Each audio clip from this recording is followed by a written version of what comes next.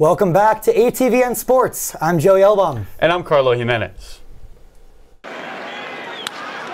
High fly ball, deep left. There it goes, soaring into history. He's done it. The verdict is in, and Aaron Judge is the new AL single-season leader in home runs. Judge hit his 62nd home run of the season last night, breaking Roger Maris's record 61 years later. Judge's record chase is over, but baseball is just gearing up. Joey, what can you tell me about this year's playoffs? Well, Carlo, the MLB postseason is set. The Los Angeles Dodgers and Houston Astros locked the top seeds in the National and American Leagues. This season, the MLB changed its postseason rules. In a new 12-team postseason, the AL and NL have 3 wildcard teams. The top 2 records in each league receive byes, while the last division winner joins the wildcard teams in a best-of-3 wildcard series. The winners advance to the division series to take on the league's first and second seeded teams. So, Carlo, obviously this is a big switch-up in the and how the MLB works and how postseasons run in MLB. What can you kind of tell me? What are your thoughts on this new structure?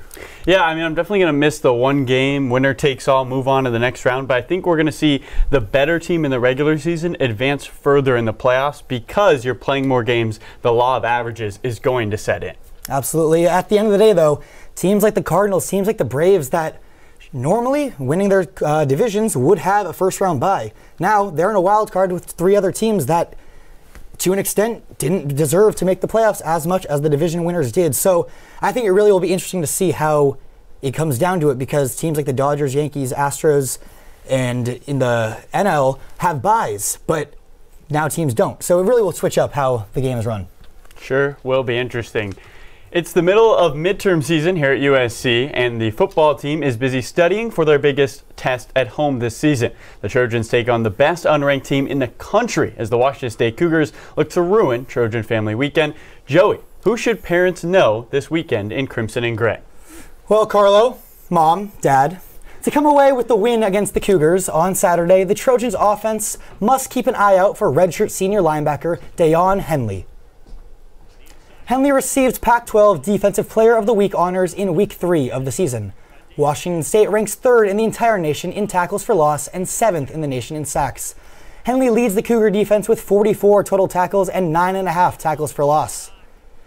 USC lineman Brett Nealon spoke after practice on Tuesday about the challenges the offensive wall will face to protect quarterback Caleb Williams. I think we just need to clean up our technique. I think sometimes it got sloppy. They got some great talent up front, great schemes. And they're going to play hard. They're awesome players, and they bring it every snap. With a fierce defense hungry to make it into the top 25, the USC O-line must be ready for the rush from Deion Henley and the Cougars. Carlo, for your parents watching at home this weekend, who should they be looking out for on Saturday? Yeah, Joey. Well, Mom and Dad, it's not hard to miss. Quarterback Cam Ward is the player to look out for. Ward is a transfer from the University of Incarnate Word, where he led all of the FCS in touchdowns a season ago. In his first season in Power 5 football, Ward leads the Pac-12 in completions. Ward has conquered challenge after challenge throughout his collegiate career, and now comes to USC looking to lead the Cougars to a win over a top 10 team on the road for the first time since 2003. Kalen Bullock spoke to the difficulty of trying to slow down the quarterback. Good passer, I would say. He got a real good arm, talented quarterback. He likes to scramble a lot and throw on the scramble, so I would say that.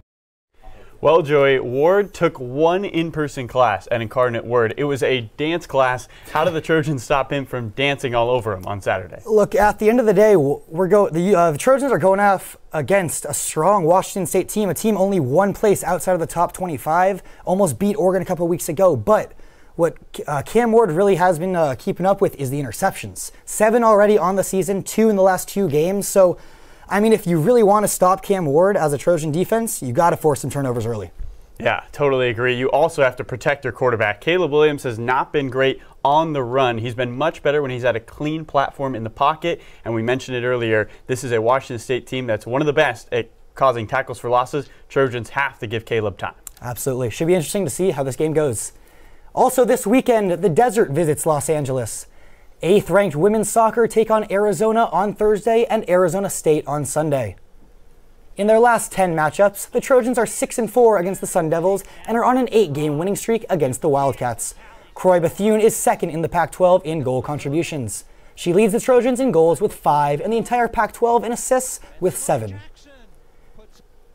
Kickoff is at 3:30 on Thursday and 12 noon on Sunday. Bring your parents to celebrate the Trojans' senior day against the Sun Devils.